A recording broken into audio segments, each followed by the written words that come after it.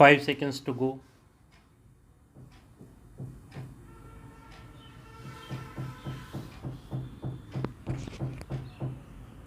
Start.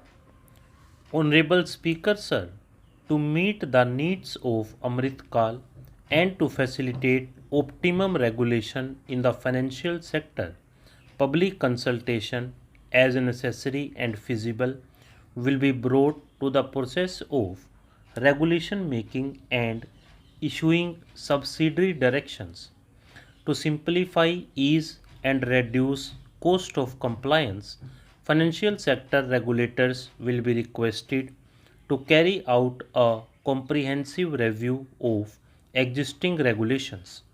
For this, they will consider suggestions from public and regulated entities.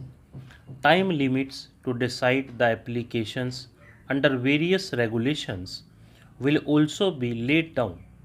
To enhance business activities in GIFT IFSC, the following measures will be taken. Delegating powers under the SEZ Act to IFSCA to avoid dual regulation, setting up a single window IT system for registration and approval from IFSCA, SEZ authorities, etc. Permitting acquisition financing by IFSC banking units of foreign banks, establishing a subsidiary of Exim Bank for trade refinancing, amending IFSCA Act for statutory provisions for arbitration, ancillary services, and avoiding dual regulation under SEZ Act, and recognizing offshore derivative instruments as valid contracts. To improve bank guarantee and enhance investors' protection, certain amendments to the Banking Regulation Act, the Banking Companies Act, and the Reserve Bank of India are proposed. To build capacity of functionaries and professionals in the securities market, SEBI will be empowered to develop, regulate, maintain, and enforce norms and standards for education in the National Institute of Securities Markets and to recognize award of degrees, diplomas, and certificates.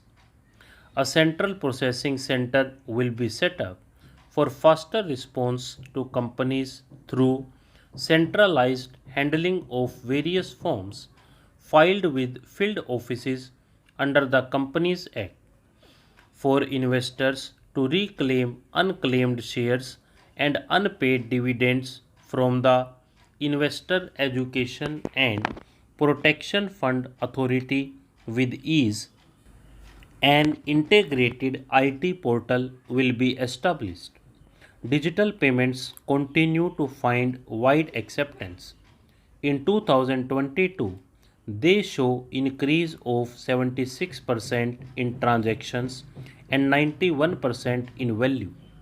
Fiscal support for this digital public infrastructure will continue in 2023-24.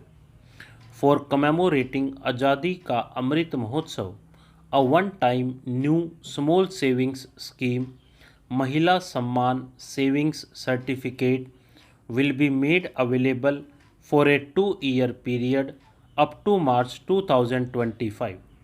This will offer deposit facility up to Rs 2 lakh. The maximum deposit limit for senior citizen savings scheme will be enhanced from Rs 15 lakh to Rs 30 lakh.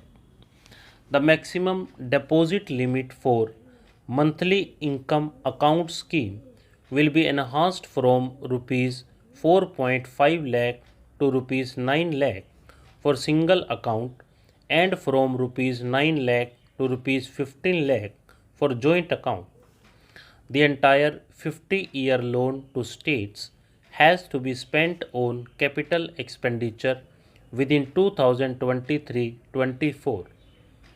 Most of this will be at the discretion of states, but a part will be conditional on states increasing their actual capital expenditure. Parts of the outlay will also be linked to or allocated for the following purposes: scrapping old government vehicles, urban planning reforms and actions, financing reforms in urban local bodies to make them credit worthy for municipal bonds, housing for police personnel above or as part of police stations, constructing unity malls, children and adolescents libraries and digital infrastructure, and state share of capital expenditure of central schemes. States will be allowed a fiscal deficit of 3.5% of GSDP, of which 0.5% will be tied to power sector reforms. The revised estimate of the total receipts other than borrowings is rupees 24 lakh crore, of which the net tax receipts are rupees 21 lakh crore.